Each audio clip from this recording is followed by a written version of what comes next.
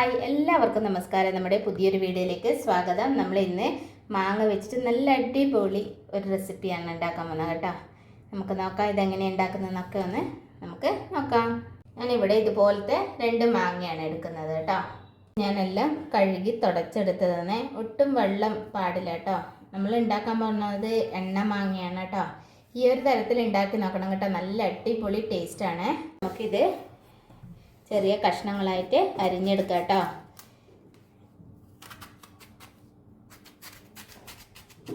ഒറ്റപ്പൊടി ഇതുണ്ടാവാൻ പാടില്ല കേട്ടോ. വെള്ളപ്പറ്റുണ്ടായാൽ പെട്ടെന്ന് നമ്മളെ എണ്ണമാങ്ങ കേടായി പോകും കേട്ടോ.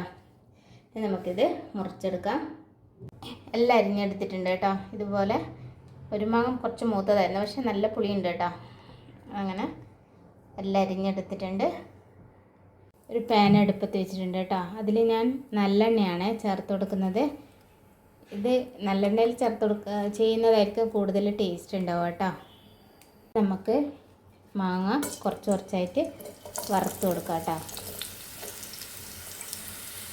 നല്ലപോലെ ഫ്രൈ ആവണം കേട്ടോ. നല്ലപോലെ ഒന്ന് ഫ്രൈ ചെയ്തെടുക്കാം കേട്ടോ.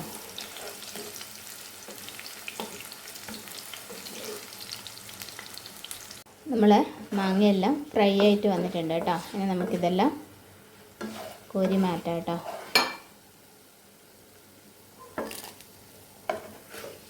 ഒരു ബൗളിലേക്ക് നമുക്ക് മാറ്റി കൊടുക്കാം. ഇതൊരുപാട് നാൾ കേടുകൂടാണ്ട് ഇരിക്കും കേട്ടോ. അപ്പോൾ മാങ്ങയുടെ ഉണ്ടല്ലേ, മാങ്ങയുടെ ഉള്ളിൽ എന്തെങ്കിലും വെള്ളത്തിൻ്റെ അംശമെല്ലാം ഉണ്ടെങ്കിൽ അതെല്ലാം പോകണം കേട്ടോ. അല്ലെ പിന്നെ പെട്ടെന്ന് കേടായി പോകും. ഇനി നമുക്ക് ബാക്കിയും കൂടെ നമുക്ക് വറുത്ത് വരാം. കുറച്ചായിട്ട് വറുത്താൽ മതി കേട്ടോ.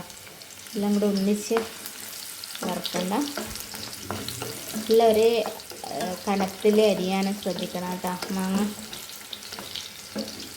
ഇനി ബാക്കിയുള്ളതെല്ലാം കൊടുത്ത് നമുക്ക് വറുത്തെടുക്കാം കേട്ടോ. നമ്മൾ മാങ്ങയൊക്കെ വറുത്ത് കോരിയെടുത്തിട്ടുണ്ട് കേട്ടോ. ഗ്യാസിൽ ഒരു പാൻ വെച്ചിട്ടുണ്ട് കേട്ടോ. അതിലേക്ക് ഞാൻ 1 സ്പൂണ് കടുകാണ് ചേർത്ത് കൊടുക്കുന്നത്. അതിലേക്ക് ഒരു 1/2 ടീസ്പൂൺ ഉലുവയും കൂടെ ചേർത്ത് കൊടുക്കുന്നുണ്ട് കേട്ടോ. നമുക്കിത് ഫ്രൈ ചെയ്തെടുക്കാം. കടുക് പൊട്ടുന്നവരെ വറുത്തെടുക്കാം കേട്ടോ.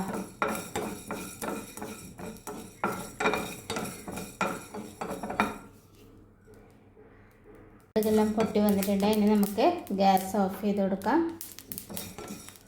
മിക്സി ജാർ എടുത്തിട്ടുണ്ട്. നമുക്കിത് അതിലേക്ക് ചേർത്ത് കൊടുക്കാം. ഇത് പൊടിച്ചെടുക്കാം കേട്ടോ. ഇതുപോലെ പൊടിച്ചെടുത്തിട്ടുണ്ട് കേട്ടോ. ഇനി ഇതിലേക്ക് ഞാൻ മുളക് പൊടിയാണ് ചേർക്കുന്നത് കേട്ടോ. ഇത് കാശ്മീരി പൊടിയും കൂടിയിട്ട് ചേർത്തതാണ് കേട്ടോ. അപ്പം ഇത് 2 സ്പൂണാണ്, വലിയ സ്പൂണിലാണ് മുളക് പൊടി എടുത്തിട്ടുള്ളത്. ഇതിലേക്ക് ഞാൻ കല്ലുപ്പാണ് ചേർത്ത് കൊടുക്കുന്നത്. ഇതിലേക്ക് നമുക്ക് കുറച്ച് കായപ്പൊടി കൂടെ ചേർത്ത് കൊടുക്കാം. നമുക്കിത് നന്നായിട്ടൊന്ന് മിക്സ് ചെയ്യാം കേട്ടോ. ഇതുപോലെ എല്ലാം നമ്മൾ മിക്സ് ചെയ്തെടുത്തിട്ടുണ്ട്. ഒരു പാൻ അടുപ്പത്ത് വെച്ചിട്ടുണ്ട് കേട്ടോ. ഇനി അതിലേക്ക് നമ്മുടെ പൊടികളെല്ലാം ഉള്ളല്ലോ, നമ്മുടെ മുളക് പൊടിയൊക്കെ ഇല്ലേ, അപ്പോൾ അതെല്ലാം ഒന്ന് വറുത്തെടുക്കാം കേട്ടോ. ചൂടാക്കിയെടുക്കാം. ഇതിൻ്റെ ആ ഒരു പച്ചമണെല്ലാം മാറുന്നവരെ ഒന്ന് ജസ്റ്റ് ഒന്ന് ചൂടാക്കിയെടുക്കാം. നമ്മുടെ പൊടിയുടെ പച്ചമണെല്ലാം മാറി വന്നിട്ടുണ്ട് കേട്ടോ. ഇനി നമുക്ക് ഗ്യാസ് ഓഫ് ചെയ്ത് കൊടുക്കാം. നമുക്ക് വറുത്ത് വെച്ച പൊടിയെല്ലാം നമുക്ക് മാങ്ങയുടെ കൂടെ മിക്സ് ചെയ്യാം കേട്ടോ. ഒരുപാട് തരത്തിൽ നമുക്ക് ഉണ്ടാക്കാൻ പറ്റും എണ്ണമാങ്ങ കേട്ടോ. ഈ ഒരു തരത്തിൽ ഉണ്ടാക്കിയത് നല്ല ടേസ്റ്റാണ് കേട്ടോ. എല്ലാവരും ഒന്ന് ട്രൈ ചെയ്ത് നോക്കണം കേട്ടോ. നമുക്കിതിലേക്ക് നല്ലെണ്ണയാണ് ഞാൻ ചേർത്ത് കൊടുക്കുന്നത്. നമ്മൾ വറുത്ത് വെച്ചിട്ടില്ലായിരുന്നോ, ആ മാങ്ങ വറുത്ത് വെച്ച എണ്ണ തന്നെയാണ് ഞാൻ ഉപയോഗിക്കുന്നത് കേട്ടോ. ഇനി നമുക്കിത് നല്ലപോലെ ഒന്ന് മിക്സ് ചെയ്തെടുക്കാം.